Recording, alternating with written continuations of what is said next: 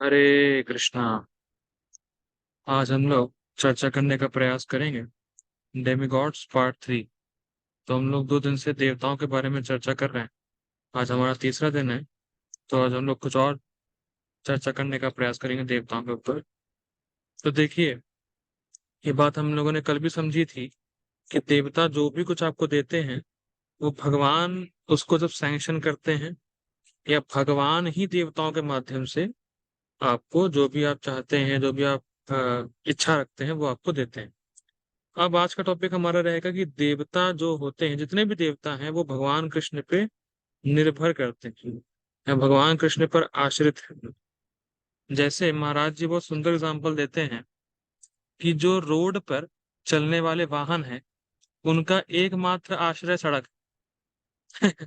मतलब अलग अलग वाहन हो सकते हैं, अलग अलग डिजाइन के वाहन हो सकते हैं, अलग अलग हॉर्स पावर के वाहन हो सकते हैं, अलग अलग उनमें क्षमता हो सकती है, पर उनमें एक कॉमन पॉइंट है कि वो सड़क पर आश्रित है।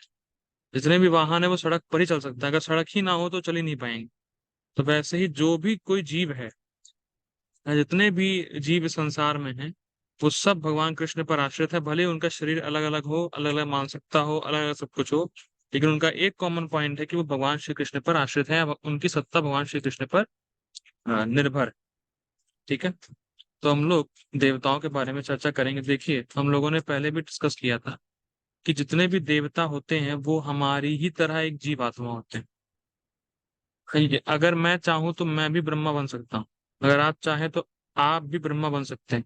यहाँ तक कि हम लोगों ने 18वें अध्याय के महात्मा में देखा था कि 18वें अध्याय का अगर कोई भी 3 श्लोक आप पढ़ लें, आप इंद्र के पद पे पहुंच सकते हैं, आप इंद्र बन जाएंगे। तो ऐसा नहीं है कि देवता कुछ स्पेशल होते हैं, स्पेशल इन द सेंस होते हैं कि उनको भगवान के द्वारा शक्ति प्रदान होती है, पर वो भी होते हमारी तरह जीवात्माएं, और काफी पुण्य जीवात्माएं होती। अगर आप भी बहुत पुण्य करते हैं, या अगर आप बहुत पुण्य करेंगे, या अगर आपने बहुत जन्मों से पुण्य करते हुए आ रहे हैं, तो हो सकता है कि आप भी देवता के पद पे प्रमोट हो जाए। लेकिन हम लोग को तत्व समझना है। ठीक है, जो समझ गए हम लोग कि देवता एक जीवात्मा होते हैं, ऐसा वैसा, लेकिन हमें और गहराई में जाना है, हमें और तत्व को समझना है। तो बेसिकली 3 तत्व होते हैं। देखिए, तत्व का मतलब क्या होता है?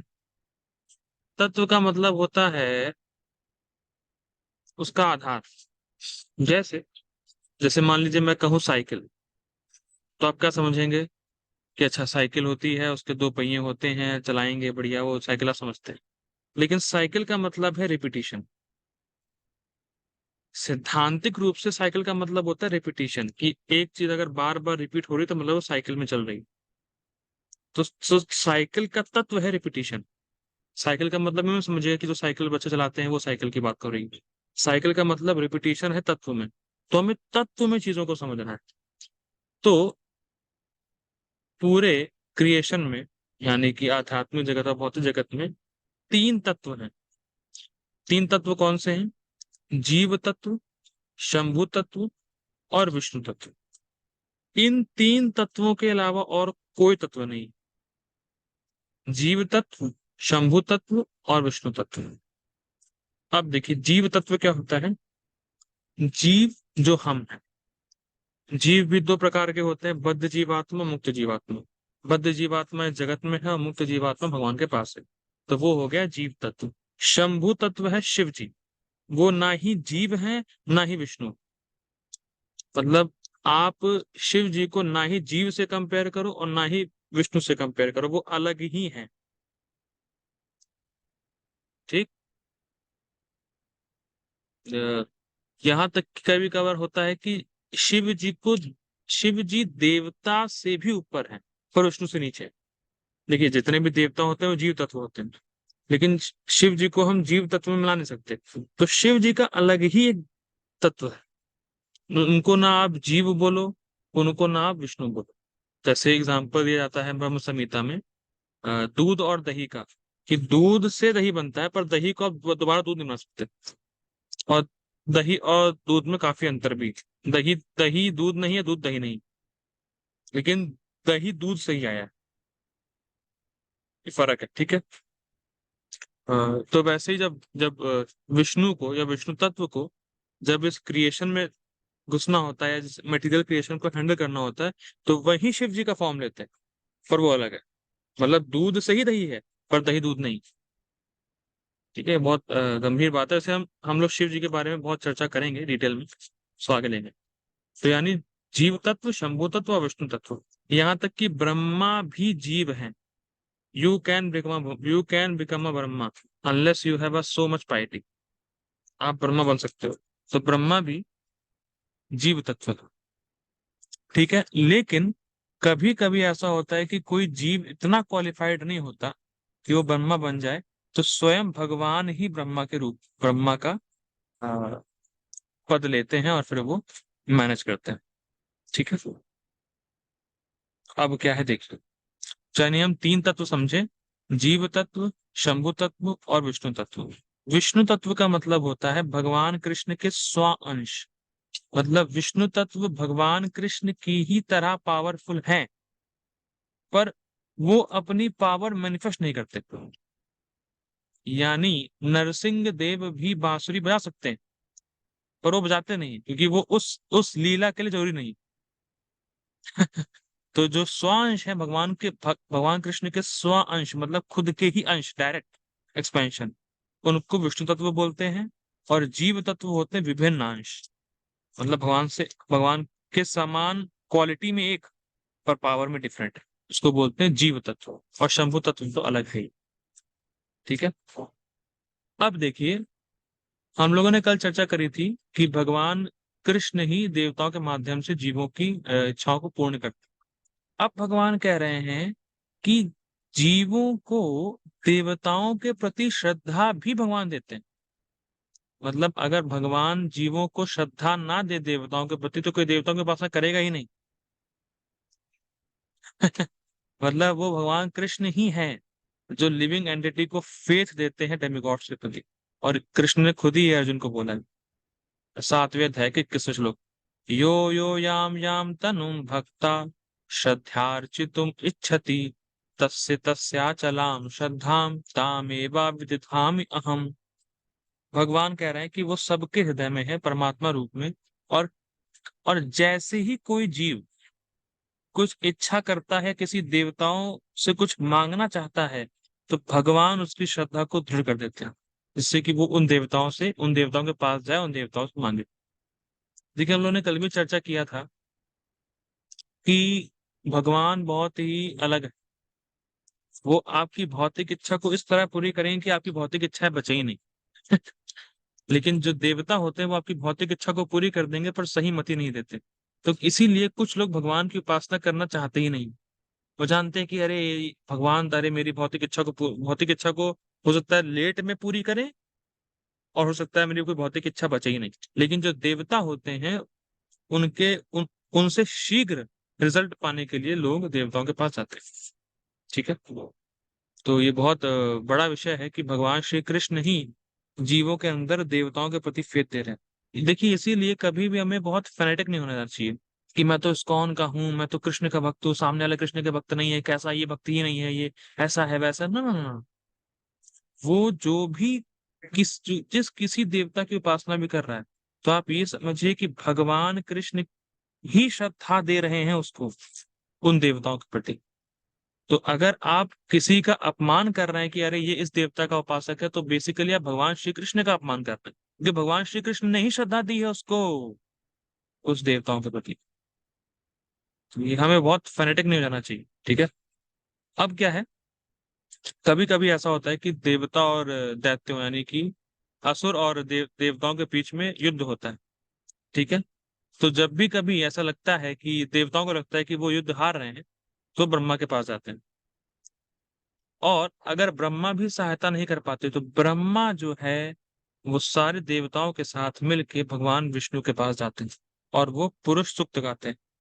तो पुरुष सूक्त जैसे हम लोग देखते भी हैं कृष्णा बुक में, अगर फर्स्ट चैप्टर पढ़ा होगा आप लोगों ने, तो जो पृथ्वी माँ है, तो पृथ्वी माँ जो है बहुत भार फील कर रही थी, क्योंकि जो राजा थे वो अब असुर आ गए थे, वो खूब पाप में लगे हुए थे, तो उनको बोझा फील हो रहा था, भार फील हो रहा था। देखिए, ऐसा समझिए, अभी धरती पे कितना बोझ है वस्तुओं का, कितने भारी भारी चीजें इस पृथ्वी पर रखी जाती हैं, तो पृथ्वी माँ को उसका बोझ नहीं लगता। जो वस्तुएं, पृथ्वी माँ को बोझ लगता है पापियों का। जब पाप बढ़ता है तो हैवीनेस होता है। आप इसको समझ सकते हैं कि जैसे मान लीजिए कभी आप कोई पाप करें या आपसे कोई पाप हो जाए, तो आपको हृदय में बहुत भारीपन लगता है। क्या हो गया मुझसे, ये क्या हो गया, अरे यार कैसे हो गया, कैसे हो गया, तो बहुत भारी फील होता है, भार फील होता है। तो वैसे ही जब यहाँ पे राजा या जो भी जब पाप बहुत बढ़ जाता है तो पृथ्वी माँ भार फील करती है। तो वैसे ही पृथ्वी माँ भार फील कर रही थी, तो वो देवताओं के पास गई और सारे देवता ब्रह्मा जी के पास गए, फिर ब्रह्मा जी विष्णु के पास गए क्षीर सागर में, और उन्होंने पुरुष सूक्त ही गाई। मतलब पुरुष सूक्त एक ऐसी प्रेयर है, अ, एक स्पेशल स्पेशल सिग्निफिकेंट प्रेयर है जो देवता जो है विष्णु को करते हैं। तो पुरुष सूक्त हम लोग, एक श्लोक यहाँ लिखा है तो हम लोग गाने का प्रयास करेंगे। सहस्र शीर्षा पुरुषः सहस्राक्ष सहस्रपात सा भूमिं विश्वतो वृत्वा त्यातिष्ठत् दशांगुलम पुरुष एवेदं सर्वं यत् भूतं यच्च भव्यम् उतामृतत्व पशे येषानो यद अन्नेना तिरोहति। ये क्या कह रहे हैं आप? सहस्र शीर्षा पुरुषः, हे पुरुष, भगवान विष्णु को कह रहे हैं, हे विष्णु, सहस्र शीर्षा, आपके थाउजेंड थाउजेंड हेड्स, हजार सिर हैं। सहस्र अक्षः, अक्षः मतलब होता है आंख, आपकी हजार आंखें हैं। सहस्र पात, पात मतलब फीट, आपके सहस्र फीट हैं। स भूमम विश्वतो, आप हर पूरे विश्व में व्याप्त हैं, हर जगह है मतलब। वृत्तवा तिष्ठते दशांगुलम, दशांगुलम मतलब 10, मतलब 10 फिंगर्स, मतलब से ये होता है ना, ये एक अंगूठा। तो आप इतने मतलब ऐसे समझ लीजिए, ऐसे इतना इसका तो 1 सेकंड, इतना परमात्मा का नाप होता है, इतना इतना। तो आपके 10 10 उंगली के बीच का जो होता है स्पेस। असल में मुझे बहुत धूप लग रही है, तो इसलिए मैंने लैपटॉप को हाथ में पकड़ रखा है, इसलिए हिल रहा है बहुत। डायरेक्ट धूप पड़ रही है आप। तो हाँ, तो 10 फिंगर्स वाइड आपका आपका जो साइज है हृदय में, ठीक है। पुरुषा एवदम सर्वम यद भूतम यच्छा भव्यम पूतामृत वशीशानो यद अन्नेना तिरोहिते। और और और आप ही सारे जीवों का पालन करने वाले हैं उनके कर्मों के अनुसार, ठीक है। ये बहुत गंभीर पॉइंट है कि सारे देवता भगवान विष्णु पे डिपेंड है, और जब भी कभी कोई परेशानी आती है देवताओं को, तो देवता के पास इतना सामर्थ्य नहीं कि वो खुद हैंडल कर लें, वो अल्टीमेटली विष्णु के पास ही जाते हैं। तो ये दिखाता है, जैसे कभी किसी बच्चे को बहुत परेशानी होती है तो पापा के पास जाता है, तो वैसे जब देवताओं को परेशानी होती है तो वो विष्णु के पास ही जाते हैं। तो मतलब अल्टीमेट विष्णु है, ठीक है। अब क्या है, भगवान यहाँ पे अवतार लेते हैं, और जब देवता लोग प्रार्थना करते हैं तो भगवान विष्णु फिर अवतार लेते हैं, फिर आते हैं और इस धरती का भार कम करते हैं, ठीक है। देखिए एक बात समझना होगा, ये बहुत सेकंड दीजिएगा, मैं थोड़ा इधर आ जाता हूँ। हाँ, अब ठीक है। थोड़ा सा धूप बहुत लग रही थी। तो देखिए ये बात समझनी होगी कि जो भगवान है ना, वो आते हैं तो असुरों को मारने के लिए नहीं आते। वो तो उनका सेकेंडरी काम है, उनका मेन काम है अपने भक्तों से आदान प्रदान करना। देखिए एक तरफ तो भगवान कहते हैं कि मैं इम्पार्शियल, और एक तरफ वो जो है डेमिगॉड्स को सपोर्ट करते हैं। क्योंकि डेमिगॉड्स क्या होते हैं, भक्त होते हैं। भगवान कहते हैं कि मैं भक्तों पर विशेष ध्यान देता हूँ, गीता भगवान कहते हैं। लेकिन एक बात समझनी होगी, जरूरी नहीं है कि हर देवता शुद्ध भक्त होता है। प्लीज ध्यान दीजिएगा, कभी ये मत सोचेगा कि हर देवता शुद्ध भक्त होता है। देवता एक पुण्य जीवात्मा जरूर है, पर जरूरी नहीं कि वो शुद्ध भक्त हो। जनरली वो मिक्स डिवोटीज होते हैं, मतलब भगवान कृष्ण की भक्ति तो करते हैं, पर उनमें बहुत ज्यादा भौतिक वासना है, भौतिक भोगों को भोगने की लालसा होती है, इसलिए वो स्वर्ग में होते हैं ना। लेकिन जब कोई भी जीवात्मा बस केवल कृष्ण से प्रेम करे, कि बदले में कुछ नहीं चाहिए, बस मैं जो भी करूं कृष्ण से प्रसन्न हूं, और बस मेरे कृष्ण ही एकमात्र प्रेमास्पद है, जब व्यक्ति का ये हृदय में ये इच्छा आ जाए कि मैं कृष्ण का हूं, मुझे बस कृष्ण की सेवा करनी है, कृष्ण को प्रसन्न करना है, मुझे कोई भौतिक भोग नहीं चाहिए, that person is called pure devotee. और इसीलिए शुद्ध भक्ति करना स्वर्ग में या अपर प्लैनेटरी सिस्टम में मुश्किल है, क्योंकि वहां भौतिक भोग बहुत हैं। और जहां भौतिक भोग होते हैं और भोगने की वासना हमारे हृदय में तो अनादिकाल से है, तो वो ट्यून मैच होती है, तो हम भौतिक भोगों को भोगने में ही लग जाते हैं, भगवान की भक्ति करना भूल ही जाते हैं। बहुत इंपॉर्टेंट है। और लेकिन ध्यान दीजिएगा, देवता शुद्ध भक्त नहीं भी हैं तो भी भगवान उनकी हेल्प करते हैं। तो जो शुद्ध भक्त है, भगवान उसकी कितनी हेल्प करेंगे तो आप कल्पना नहीं कर सकते। बहुत इंपॉर्टेंट पॉइंट है। देवता लोग शुद्ध भक्त नहीं है, लेकिन भगवान कृष्ण की भक्ति के मार्ग में है, तो भगवान इतना उनको बचाते हैं। लेकिन जो शुद्ध भक्ति में लगा है, शुद्ध भक्त है, भगवान उस पर कितनी करुणा करते हैं, कितनी उसकी हेल्प करते हैं, वो तो आप कल्पना भी नहीं कर सकते। और हमेशा उसके साथ रहते हैं। और शुद्ध भक्त हमेशा भगवान को हृदय में देखता है, उनके माधुर्य का अनुभव करते हैं। वो श्लोक कौन सा है? प्रेमान जनित छुरित भक्ति विलोचन संता सदैव हृदयेषु विलोकयन्। संता सदैव, हमेशा भगवान को अपने हृदय में देखते हैं। बहुत इंपॉर्टेंट पॉइंट। तो एक बार की बात है, जो हम सब जानते ही हैं कि अभी बताया जा रहा है, एग्जाम्पल दिया जा रहा है कि देवता शुद्ध भक्त कैसे नहीं होते। तो ये सब सब लोग जानते हैं इस कथा को, गोवर्धन लीला को, कि एक बार वही राजा इंद्र, जो स्वर्ग का राजा है, वो बहुत अहंकारी हो गया। तो वो भगवान कृष्ण को एक सामान्य बालक समझ बैठा, और फिर उसने वृंदावन को तबाह करने के लिए सांवर्तक संवर्तक बादल भेजा। संवर्तक बादल वो बादल है जिसकी अगर पानी की एक बूंद भी गिरती है तो लगता है कि कोई वो खंबा गिरा हो। इतनी मोटी मोटी बूंदें होती हैं उस संवर्तक बादल के पानी की। अगर संवर्तक बादल अगर ऊपर आ गया, आपके ऊपर बारिश करने लगा, तो एक जो बूंद गिरती है बारिश की, लगता है कि वो खंबा गिर गया नीचे। इतनी मोटी मोटी होती है, मतलब आदमी भी उसमें तबाह हो सकता है। लेकिन तो इंद्र ने ठान लिया कि क्यों ऐसा होगा, क्योंकि कृष्ण ने कर्म मीमांसा फिलॉसफी दी। मतलब कृष्ण ने ऐसा कन्विंस कर दिया अपने नंद बाबा को कि आप इंद्र की पूजा मत करो बारिश के लिए, आप गोवर्धन की पूजा करो, क्योंकि अल्टीमेटली तो गोवर्धन सब कुछ दे रहा है ना। जो भी आवश्यक चीजें हैं, वो गोवर्धन दे रहे हैं हम, गिरी गोवर्धन। तो इसीलिए आप इंद्र की पूजा मत करो। तो इंद्र का यज्ञ कृष्ण ने रुकवा दिया। तो तो और इंद्र को गुस्सा आ गया कि एक सामान्य बालक ने मेरा यज्ञ रुकवाया, मेरी उपासना रुकवाई। तो फिर उसने वृंदावन को तबाह करने का ठान लिया। तो आप सब जानते हैं, फिर कृष्ण ने अपनी छोटी उंगली पे गिरी गोवर्धन उठाया, गिरी गोवर्धन भगवान की जय। तो सब जानते हैं। ठीक है। फिर उसके बाद, ये होने के बाद फिर गिरी गोवर्धन की पूजा शुरू हो गई। और जब इंद्र को मालूम पड़ा कि अरे 7 साल का बच्चे ने, मतलब 7 साल के बच्चे ने 7 दिन तक गिरी गोवर्धन उठाए रखा, तो वो समझ गया कि भैया ये कोई साधारण नहीं है, तो भगवान ही मेरे आराध्य हैं। तो फिर इंद्र जो है फिर मुझे यार स्टोरी थोड़ा सा भूल रहा हूँ। फिर इंद्र जो है सुरभि गाय को लेके गए अपने साथ, क्योंकि भगवान को सुरभि गाय बहुत प्रिय है। तो उनको मालूम था कि भगवान शायद मुझे माफ ना करे, लेकिन सुरभि गाय अगर कोई देखेंगे तो शायद मुझे माफ कर देंगे। तो सुरभि गाय को लेके गए, तो भगवान ने सुरभि गाय को देख के बड़ा प्रसन्न हुए, तो इंद्र को उन्होंने माफ कर दिया, और इंद्र ने सुरभि गाय के दूध से भगवान का अभिषेक किया। और वो जगह आज भी वृंदावन में। ये बहुत बड़ा पॉइंट है। तो इससे हम ये भी समझ सकते हैं कि अगर भक्त भगवान को बोले कि भगवान इसको माफ कर दो, भगवान माफ कर देते हैं। इसीलिए भगवान कहते हैं ना कि जो मेरा अपराध करे चल जाता है मुझे, लेकिन जो मेरे भक्तों का अपराध कर दिया उसको मैं फाड़ देता हूँ। जैसे हिरण्यकशिपु को फाड़ दिया। तो कभी भी भक्त का अपमान नहीं करना चाहिए। जैसे यहाँ पे भगवान के प्रति अपराध इंद्र ने किया, तो भगवान ने माफ कर दिया, चलो ठीक है, चलो बच्चा है, अपना अपना अपना ही बच्चा है, ठीक है, हटाओ।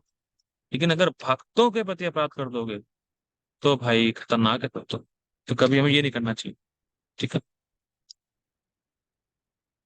तो ये इम्पोर्टेंट पॉइंट। हाँ, इसमें लिखा हुआ है। इसमें लिखा है कि इंद्र फिर अपने गुरु के पास गए, बृहस्पति के पास गए कि मैं क्या करूं। तो उन्होंने शायद रिकमेंड किया था कि आप सुरभि गाय को लेके जाओ। नहीं नहीं, हाँ, बृहस्पति ने उनको गाइड किया कि आप ब्रह्मा जी के पास जाओ, इंद्र को बोला। फिर ब्रह्मा जी ने बोला कि अगर आप सुरभि गाय को ले जाते हो, और गाय कृष्ण को बहुत प्रिय है, इसलिए उनका नाम गोविंदा है, मास्टर ऑफ काउज, तो आपको माफ कर देंगे। तो फिर वो माफ कर दिया कृष्ण, कृष्ण ने इंद्र को माफ कर दिया। ठीक है। अब देखिए, यहाँ पे बहुत ही सुंदर श्लोक है, जिसमें साफ साफ बोला गया, और सारे मतलब सूत गोस्वामी कह रहे हैं कि सारे देवताओं का नाम गिना के, कि सारे देवताओं का ये मत है कि Krishna supreme personality of godhead है। और सारे देवता हो चाहे सारे असुर हैं, वो सारे लोग कृष्ण को प्रणाम करते हैं। बहुत सुंदर श्लोक है, बहुत सुंदर श्लोक है, बहुत काफी फेमस श्लोक है। तो इसको हम लोग गाएंगे, बहुत सुंदर, बहुत सुंदर है गाने में। तो मैं इसको गाऊंगा, तो आप लोग इसको अपने एंड पे सुन सकते हैं और याद भी कर सकते हैं। यम ब्रह्मा वरुणेन्द्र रुद्र मरुतः स्तुन्वन्ति दिव्यैस्तवैः वेदैः साङ्गपदक्रमोपनिषदैः गायन्ति यं सामगाः ध्यानावस्थित तद्गतेन मनसा पश्यन्ति यं योगिनो यस्यान्तं न विदुः सुरासुरगणा देवाय तस्मै नमः। मैं इसका पढ़ रहा हूँ ट्रांसलेशन। Unto that personality, उन personality, whom Brahma, Brahma ji, Varun, Indra, Rudra, Marut praised by chanting transcendental hymns reciting the Vedas, मतलब वेद वगैरह, वेद स्तुति गाते हैं भगवान की। कौन कौन? ब्रह्मा, वरुण, इंद्र, रुद्र, मरु, सब लोग भगवान की स्तुति गाते हैं। और पद क्रम मतलब एक साथ गाते हैं। और उपनिषद, उपनिषद गाते हैं, सामवेद गाते हैं। और उन उन मतलब उनके लिए गाते हैं जिनके जिनको योगी जो है देखना चाहते हैं समाधि में। मतलब योगी जन जो योगी जन इतनी तपस्या करते हैं, अपने मन को बिल्कुल विरक्त करते हैं भोगों से, मन को एकत्रित करते हैं, समाधि में लगाते हैं और देखना चाहते हैं भगवान को, ऐसे भगवान की स्तुति करते हैं देवता का। और यहाँ पे बहुत सुंदर है, यस्यांतम, अंतम, यस्यांतम ना, जिनका कोई अंत ही नहीं है। मतलब जिनके जिनके अंदर अनंत गुण है, उनका गुणों का कोई अंत ही नहीं है। यानी भगवान को कोई, मतलब भगवान के गुणों को कोई समझ ही नहीं सकता प्रॉपर। ना ही सुरासुर गणा, ना ही सुर ना असुर, ना कोई देवता समझ पाया भगवान को आज तक, ना कोई दैत्य समझ पाया भगवान को आज तक। ऐसे सुप्रीम पर्सनैलिटी ऑफ गॉडहेड को मैं प्रणाम करता हूँ। देवाय तस्मै नमः। प्रभुपाद जी बहुत सुंदर बोलते हैं इस जगह परपोट में, कि जैसे अगर पूरी पूरी पृथ्वी को अगर आप ले लें और पृथ्वी को चटनी बना दें, मतलब पृथ्वी ले ऐसे ऐसे कर दें और पाउडर बना दें पृथ्वी को, तो पृथ्वी को पाउडर बनाने के बाद जो उसके कण हैं, हो सकता है वो भले ही आप गिन लें। मतलब चलो पॉसिबिलिटी है कि पृथ्वी को अपने अपने हाथ में पकड़ा, उसको कूटा, पाउडर बना दिया, उसमें जितने पाउडर में जो कण है वो आप गिन लेंगे। लेकिन भगवान के जितने गुण हैं वो आप कभी नहीं गिन पाएंगे। अनंत गुण वाले भगवान, ये फर्क है। ठीक है। तो हमें ये बात समझनी होगी, कोई भी देवता भगवान के इच्छा के बिना या भगवान से अलग कार्य नहीं कर सकता है। प्लीज समझ जाइए इसको, कि भगवान से इंडिपेंडेंट देवता नहीं है। और देवता भगवान नहीं है, भगवान केवल कृष्ण। बहुत इंपॉर्टेंट है।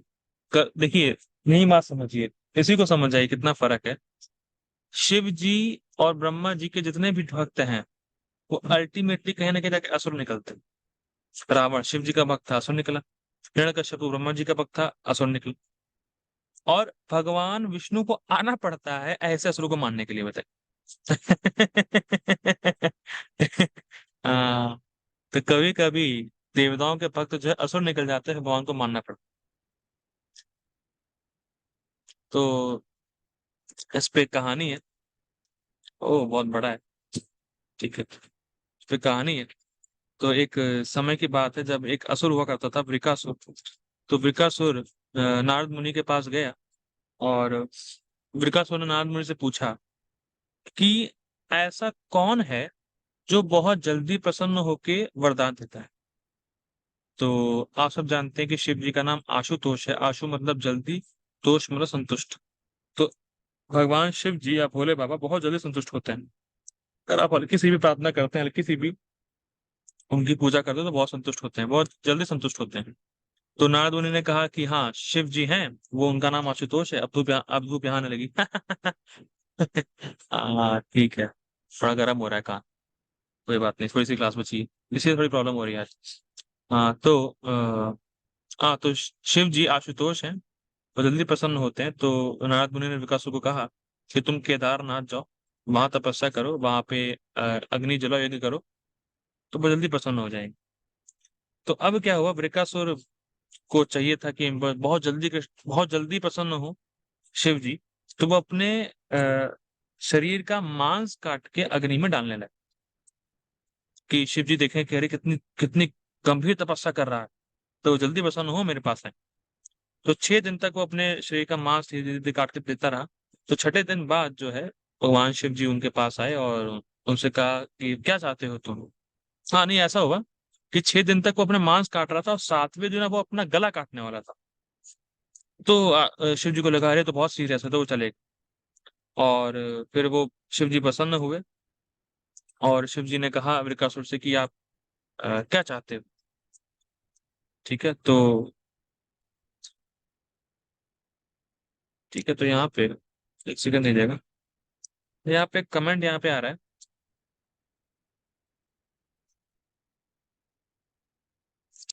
ओके, एक सेकंड दीजिएगा।